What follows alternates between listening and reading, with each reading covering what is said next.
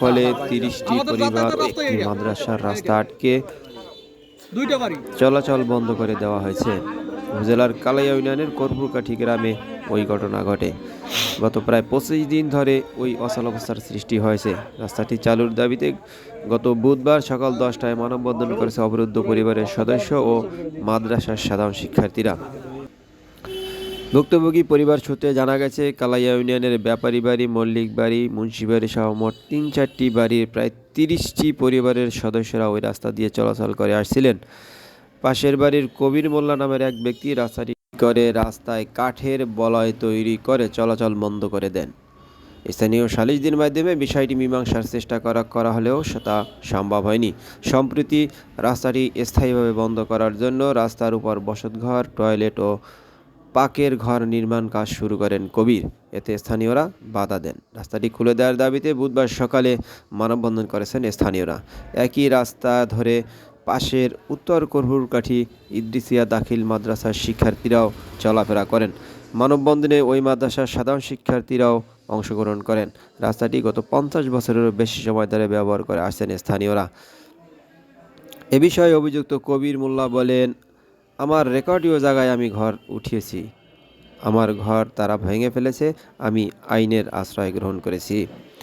এ বিষয়ে বাউফল থানার ভারপ্রাপ্ত কর্মকর্তা ওসি মোহাম্মদ কামাল হোসেন বলেন, এ বিষয়ে আমরা একটি মামলা পেয়েছি। উভয় পক্ষের সমন্বয়ে রাস্তাটি দ্রুত খুলে দেওয়ার ব্যবস্থা করতে আমরা চেষ্টা করে যাচ্ছি। সমস্যার বাবা বেনে বিয়ালে ট্রেন দেখতো আদি সব সময় যাওয়া লাগে। এই পথর লাগে যে নাতি পুতি একটু লেখাপড়া করা আয় যায় একটু কাল হইয়া আমরা এনে তো আই যাই বাড়িতে না। এই পথর আর ওই সমস্যার বাবা বড় আমার ৭০ থেকে ৮০ বছর আগে তো আমাদের এই রাস্তা দিয়ে আমরা আসা যাওয়া করি। আমাকে এই রাস্তাটা এখন সরকারি খালের পার। আমরা এই রাস্তা দিয়ে আসা যাওয়া করি। আমাকে এখন হ্যাঁ করতেছে ২ কোটি জায়গা থেকে আমাকে এখান থেকে আটকে দেবে। অর্থাৎ আমাকে বাড়তে একটু পোলাপান ছেলে মেয়ে আছে, তারা আসতে যাইতে পারে না, এখন আসতে দিতে দেবে না। কতটা পরিবার আমরা এখানে? ৩০টা পরিবার স্যার আমরা এখানে। ১৯৯১ সালে আব্দুল হালিম স্যারের চেয়ারম্যান ছিল, সে চেয়ারম্যান রাস্তা করে দিয়েছে। হেমায়তুদ্দিন সাহেব সে রাস্তা করে দিয়েছে চেয়ারম্যান। মোশাররফ স্যারের আমাকে রাস্তা করে দিয়েছে চেয়ারম্যান। এখন মনির মোল্লা সে চেয়ারম্যান সেও রাস্তা করে দিয়েছে। সেই রাস্তা স্যার আমাদের আটক করিয়া বিরুদ্ধ পার্টির আমাকে চলতে দেয় না। আমরা ঘরে ঘরে নামার কোনো শক্তি নাই। আমাদের এখানে রাস্তা আটকাই দিয়েছে, সেজন্য আমরা যাতায়াত করতে পারি না।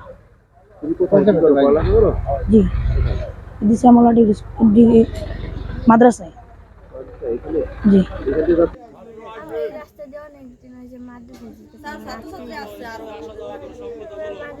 যাইতে পারছি না, এরা আটকে দিছে, এলাকা আর যাইতে পারছি না। রাস্তা আটকে দিছে? ও, তোমাদের মাদ্রাসার রাস্তা এটা দিয়ে তোমরা যাওয়া আসা করো তাহলে?